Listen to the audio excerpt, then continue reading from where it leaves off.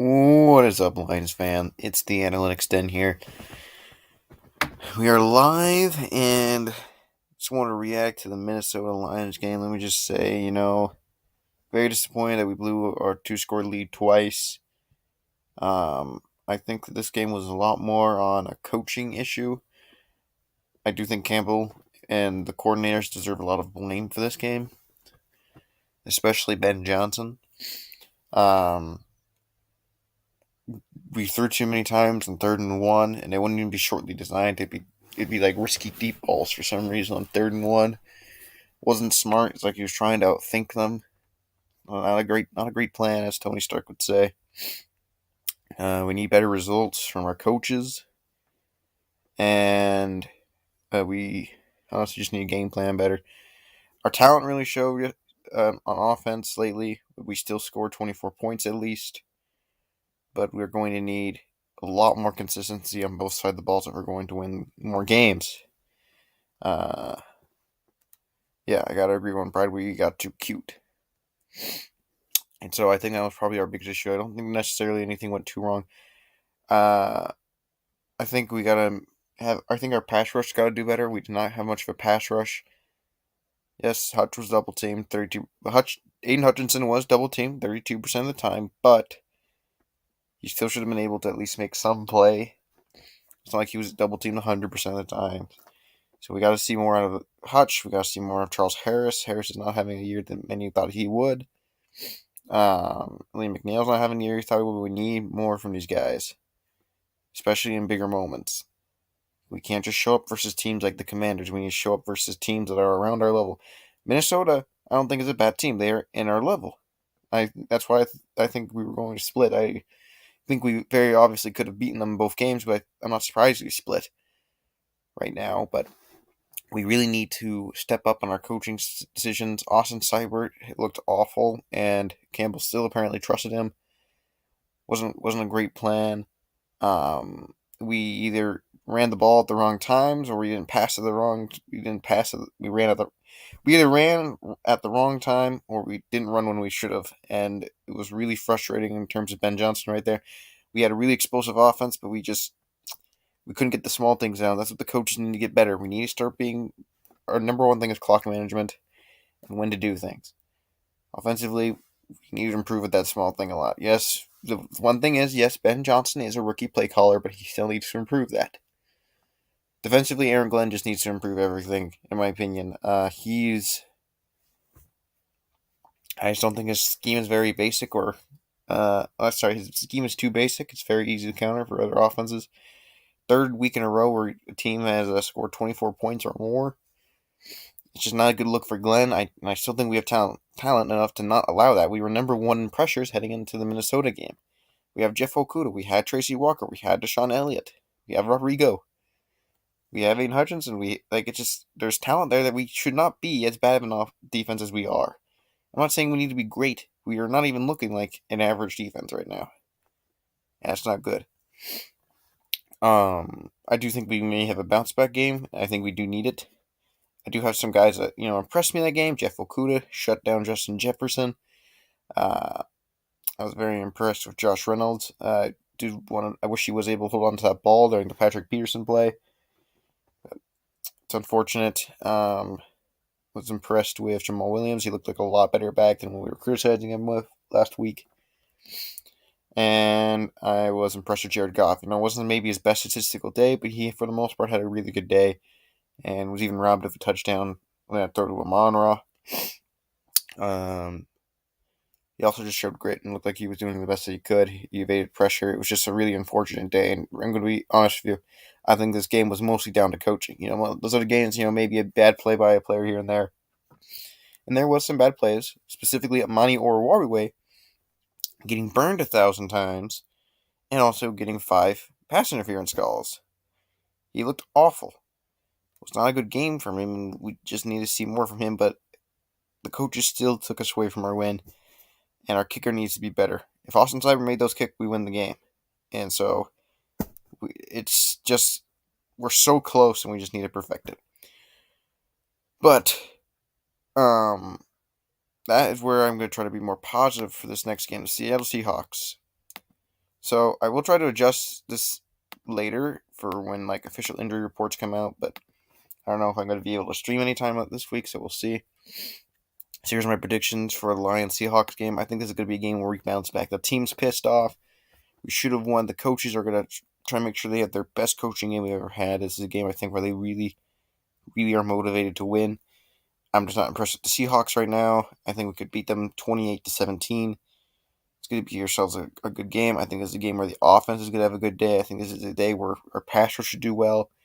I think we're more capable of shutting down Geno Smith in the passing game, and I think we're capable of shutting down their run game. So for quarterback, I think Jared Goff will have himself a good moderate day, 276 yards and 2 passing touchdowns on the day. Overall, he's just been a consistent playmaker. Our offense uh, scored in every quarter for 11 straight times. He's just been really good. Unfortunately, quarter four just didn't go well for us. I think we'll continue to look better and get better. We have more game planning here, and I'm excited to see what Jared does versus Seattle.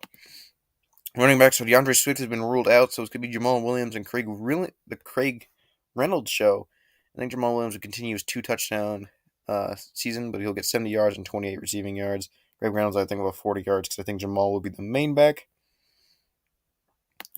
At receiver, Amon-Ra St. Brown, I think, could also have himself a pretty good day as well, having 114 yards and 1 touchdown.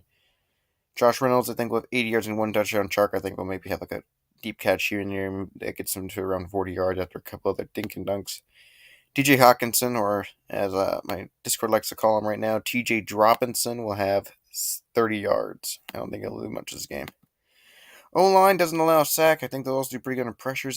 They finally had themselves a good Week 3 performance, so I'm pretty impressed with the team in that regard. I think putting Evan Brown at right guard was a big upgrade in terms of pass protection over Evan Brown. Yeah, I do think maybe it hurt a little bit for our run game not to have Stenberg out there, but I'd rather have good protection for a pass pro than have a guy who's at least okay at the run game. So, and then I think Aiden Hutchinson will have himself a bounce back day, getting 4 tackles, 1 sack, and 4 QB pressures, and 1 quarterback hit. Charles Harris, I think, will have a shared sack with Romeo Gore's brother Julian. I think he'll get 3 pressures, and I think Julian will get 2 pressures and 1 tackle. And defensive tackle, I think Aleem McNeil gets 4. Jay Bugs gets 3. I don't really think they'll have any passing stats to their name.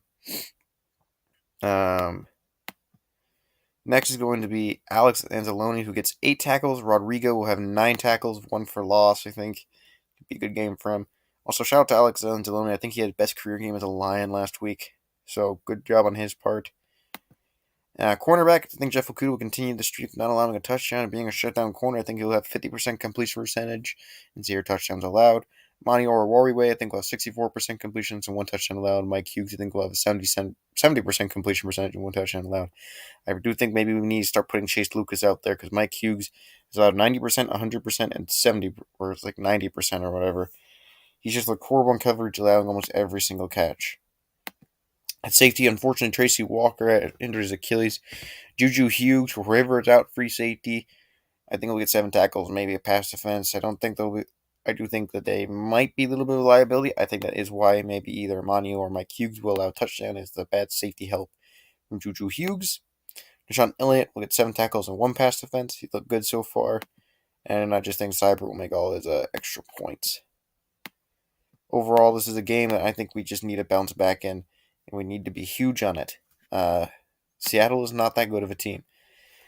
If you look at Seattle's teams that they faced the Denver Broncos, who are looking awful right now, and it just is not looking like they're a legit team, and that's why they're 1-2.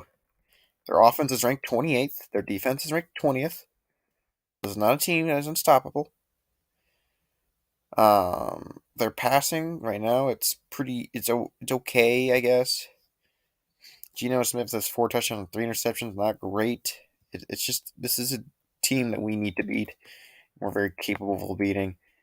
It'll be a big telling to see this is how we're going to win. This is what we need to do.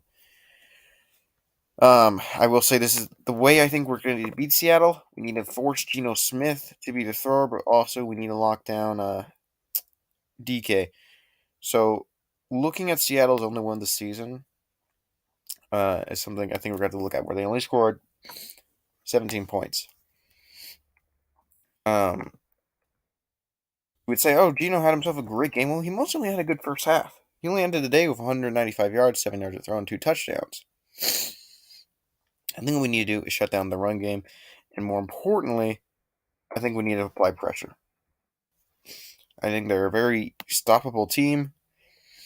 Even if you look at San Francisco, they barely got anything going.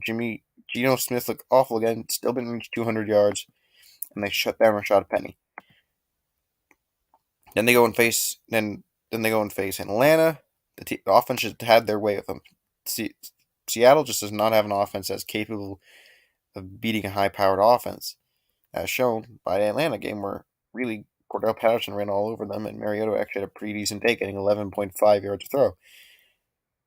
So I just think the way to do this is force Geno Smith to make bad decisions, pressure him, make them throw the ball. Geno Smith had to throw the ball 44 times. I think that's what we need to do. So, yeah. Fortunately, can't be a very long stream. I unfortunately have to go. But, yeah, I'll see you guys later. Will be doing another live soon within this week. But, yeah, I'll see you guys later. One Pride, go Lions.